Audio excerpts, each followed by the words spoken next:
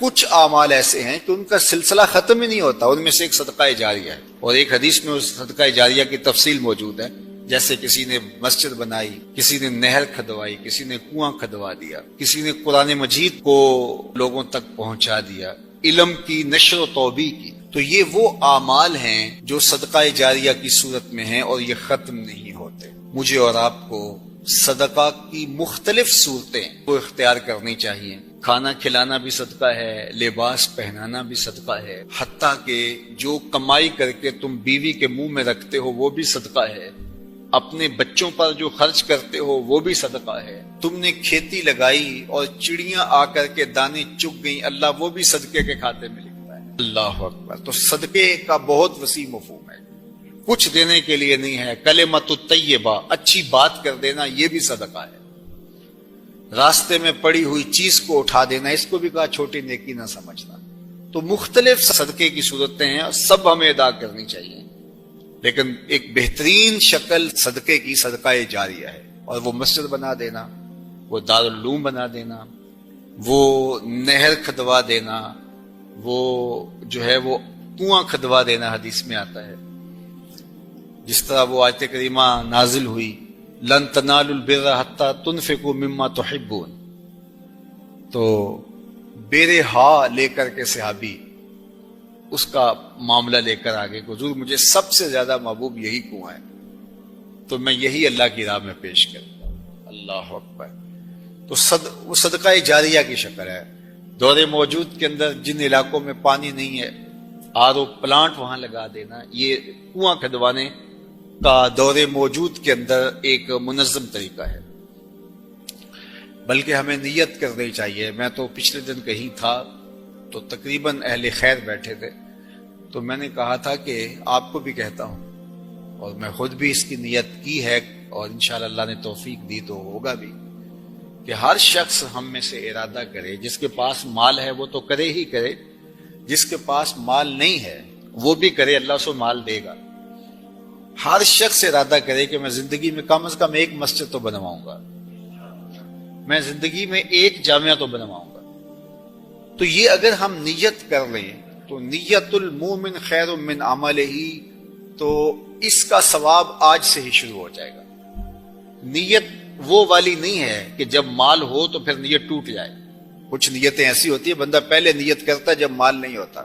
ایک واقعہ مشہور ہے کہ ایک آدمی چڑھا اس کے اوپر کھجور کے اوپر توڑنے کے لیے، تو وہاں ایک سانپ بیٹھا ہوا تھا.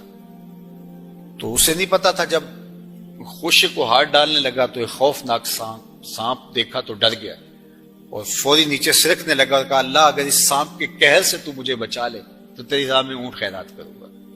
اور نیچے سرکنا شروع کیا. 10 15 20 فٹ نیچے ہو گیا، لیکن وہ ابھی بھی اس کی طرف غصیلی نظروں سے دیکھ رہا تھا. لیکن کچھ تھوڑا سا محفوظ ہو گیا. کہا مالک اگر تو مجھے اس سے بچا لے تو تیری راہ میں اونٹ خیرات کروں گا. یوں اترتے اترتے نصف تک آ گیا اور سانپ کا خطرہ بھی ٹلا نہیں ہے. تو کہنے لگا اللہ اگر تو مجھے اس سانپ سے بچا لے تو تیری راہ میں بکری خیرات کروں گا. پھر زمین کے تھوڑا سا قریب آ گیا اور کہنے لگا اللہ تو اگر اس سانپ سے مجھے بچا لے تو مرغی دوں گا. اور پھر چھلانگ لگاتے ہوئے کہا مالک میرے گھر میں ایک انڈا پڑا ہے وہی تیری راہ میں جا کے خیرات کر دوں گا. تو اونٹ سے چلا اور معاملہ انڈے تک پہنچا. یہ صادق النیہ نہیں ہے. اللہ کے محبوب علیہ السلام نے حضرت ابو کبشہ الانماری سے ایک روایت ہے، اس میں فرمایا لوگ 4 طرح کے ہیں. ان میں سے دوسری قسم کے لوگوں کا ذکر فرمایا وَرَجُلٌ رَزَقَهُ اللَّهُ عِلْمًا وَلَمْ يَرْزُقْهُ مَالًا. وہ شخص جس کے پاس مال نہیں ہے لیکن اللہ اس کو شعور دیا ہے، فہم دیا ہے، علم دیا ہے. آگے لفظ ہے فَهُوَ صَادِقُ النِّيَّةِ، لیکن وہ نیت کا بھی سچا ہے. وہ کہتا ہے کہ اگر میرے پاس مال ہوتا لَعَمِلْتُ بِعَمَلِ فُلَانٍ، تو جو مالدار لوگ اللہ کی راہ میں خرچ کر رہے ہیں میں بھی ایسے ہی کرتا. اور وہ ایسے اوپر سے نہیں کہہ رہا جب مال آ جائے تو پھر جائے. فرمایا وَهُوَ صَادِقُ النِّيَّةِ، وہ نیت کا سچا ہے. اگر مال آتا تو کرتا.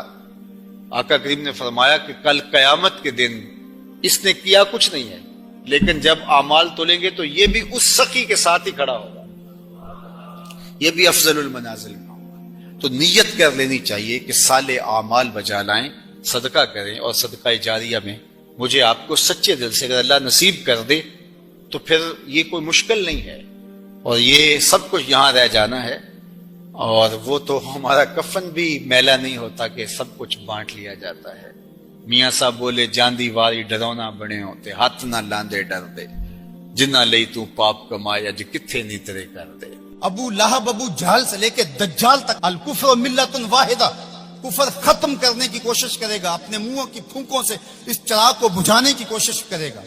یہ چراغ کبھی آپ کو جھلملاتا ہوا بھی دکھائی دے گا، لیکن یہ بات ذہن میں رکھ لو کہ واللہ متم نورہ، اللہ اس نور کا اتمام کرے گا۔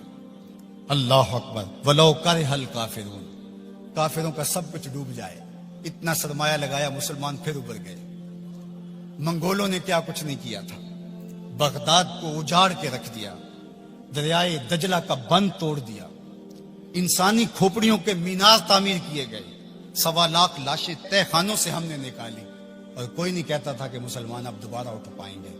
لیکن ہے یا یورش تاتار کے افسانے سے، پاسباں کعبے کو مل گئے صنم خانے سے۔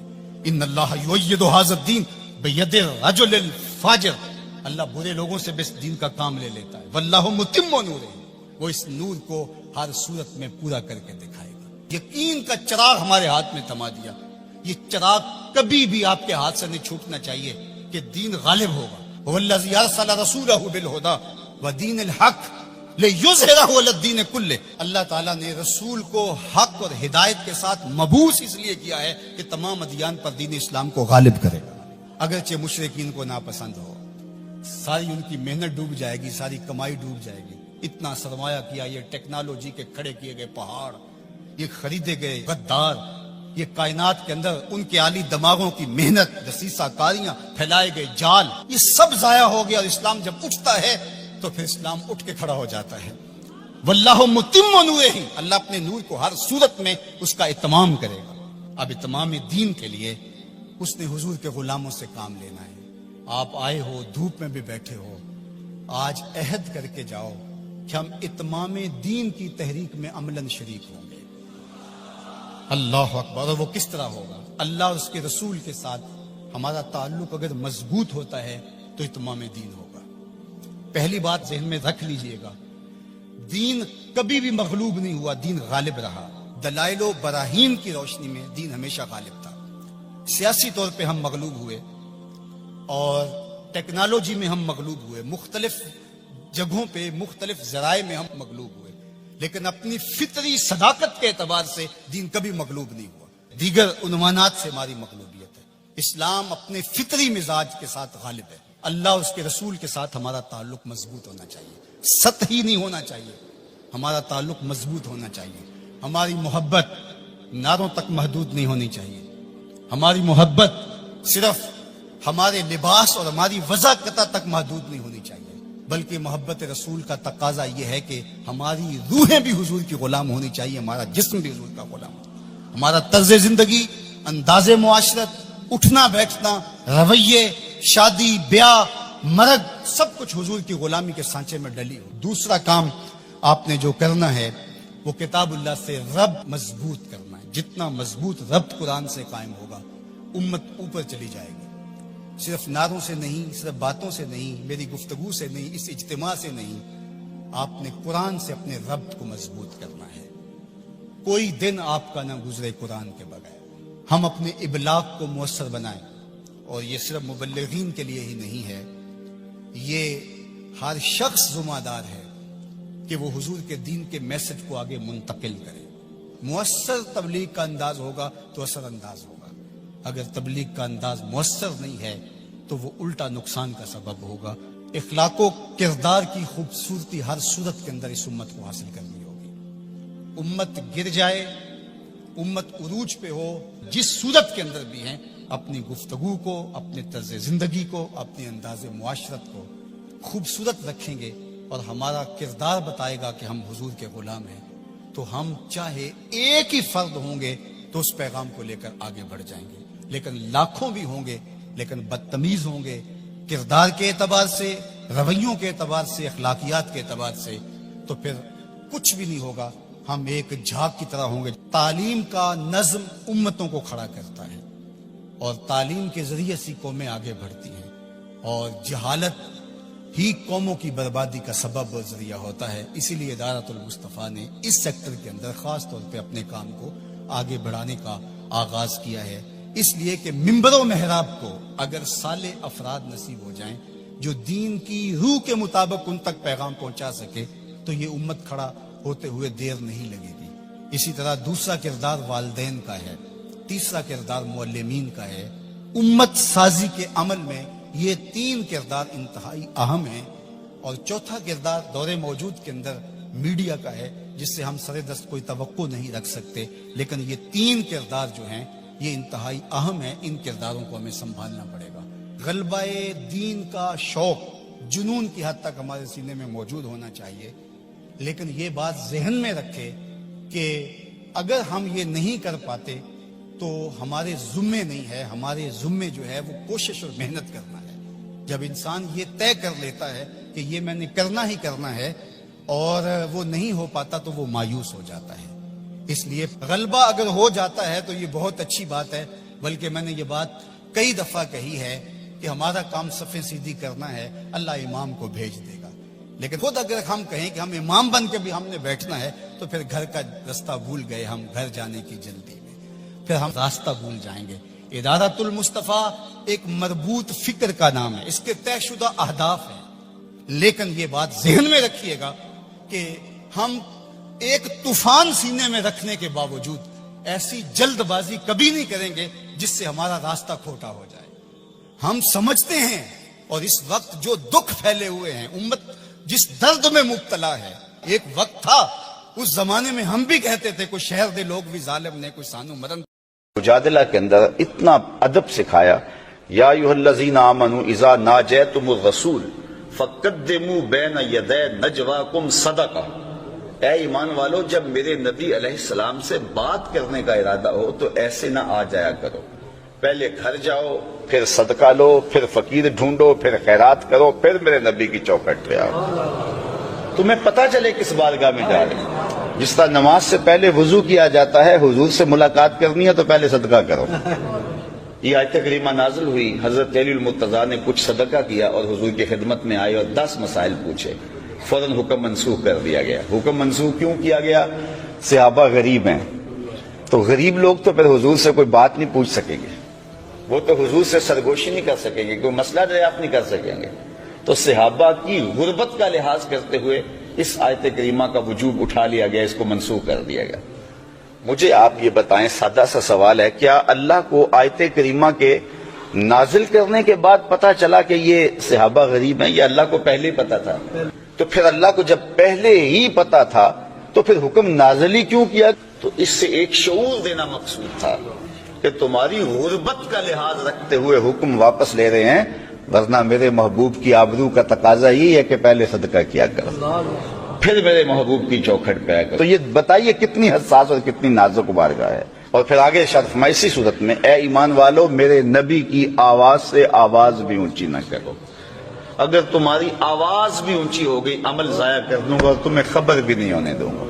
یہ کتنی سخت مار ہے کہ صرف آواز اور لہجہ بلند ہو گیا تو عمل اکارت ہو جائیں گے, سب کچھ لٹ جائے گا اور تمہارے نامہ اعمال زیرو ہو جائیں گے اور تمہیں پتہ بھی نہیں ہوگا. تم کہو گے اکاؤنٹ میں بڑے پیسے ہیں, اکاؤنٹ بھرا پڑا ہے, لیکن لٹ جاؤ گے اگر تمہارا لہجہ بھی بلند ہو گیا.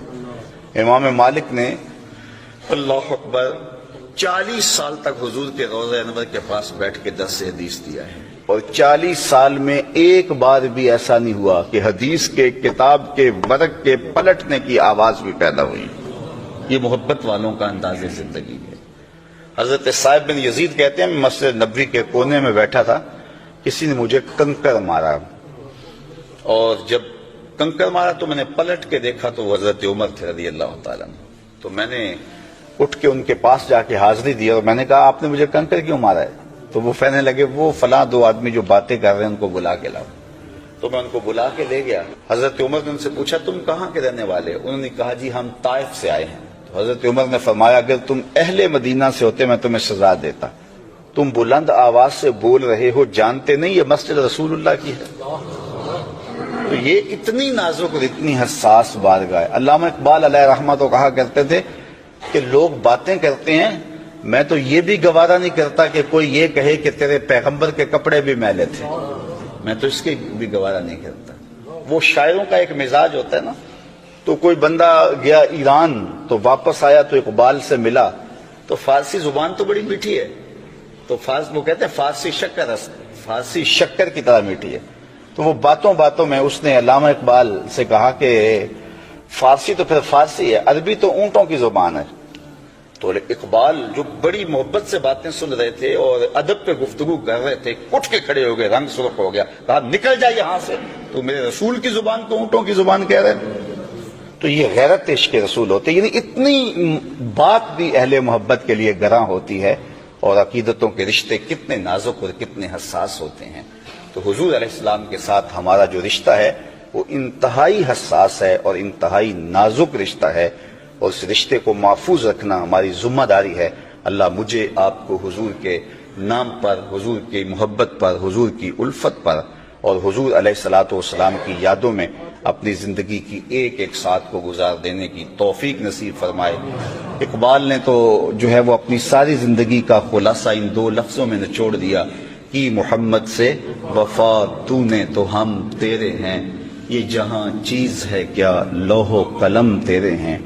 ایسے منظر ہم نے اپنی آنکھوں سے دیکھے ہیں کہ جنہوں نے حضور سے وفا کی ہے، پھر لوگوں نے آنکھوں کی پتلیوں پہ انہیں رکھا ہے اور عزتوں کی مسندوں پہ بٹھایا ہے، اور تکریم و اعزاز انہیں وہ نصیب ہوا کہ ہفت اقلیم کا شہنشاہ بھی وہ عزت نہیں پا سکا جو ایک گمنام سپاہی پا لیتا ہے۔ تو یہ عزتوں کی معراج ہے جو حضور کے نام سے نصیب ہوتی ہے۔ وآخر دعوانا۔ حضرت ابو ہریرہ رضی اللہ تعالی عنہ سے مروی ہے، کہتے ہیں رسول کریم صلی اللہ علیہ وآلہ وسلم نے ارشاد فرمایا، جب تم میں سے جو نیک لوگ ہوں گے وہ تمہارے حکمران ہوں گے، اور تمہارے اغنیاء سرمایہ دار لوگ سخی ہوں گے، اور تمہارے امور باہمی مشاورت سے طے پائیں گے، تو پھر زمین کا سینہ، زمین کا ظاہر زمین کے باطن سے تمہارے لیے بہتر ہوگا۔ پھر تم جیو، زندگی کے مزے لو اور دنیا آخرت کی کمائیاں کرو، پھر لمبی زندگی نصیب ہو، سعادت مندی کی زندگی ہے۔ اور جب تمہارے امراء شریر ترین لوگ ہوں، جتنا بڑا شریر ہے اتنے بڑے اعلیٰ منصب پہ فائز ہے، جتنا بڑا ڈاکو اور مکار اور خائن ہے اتنے بڑے منصب پہ بیٹھا ہوا ہے۔ جب تمہارے امراء اشرار ہوں اور تمہارے اغنیاء بخلاءکم بخیل ہوں، بخیل ترین لوگ مال و دولت سے نواز دیے جائیں اور وہ اس مال و دولت پہ سانپ بن کے بیٹھے ہوں، انسانیت سسک رہی ہو لیکن وہ مال کی تجوریاں نہ کھول رہے ہوں، اور امور سلطنت باہمی مشاورت سے نہیں عورتوں کے مشورے سے طے ہوتے ہوں۔ پھر فرمایا، پھر زمین کا اندر، زمین کا باطن زمین کے ظاہر سے تمہارے لیے بہتر ہے۔ اب موجودہ حالات کی ترجمانی کرتے ہوئے ایک حدیث ملاحظہ کیجیے۔ رسول رحمت صلی اللہ علیہ وآلہ وسلم نے ارشاد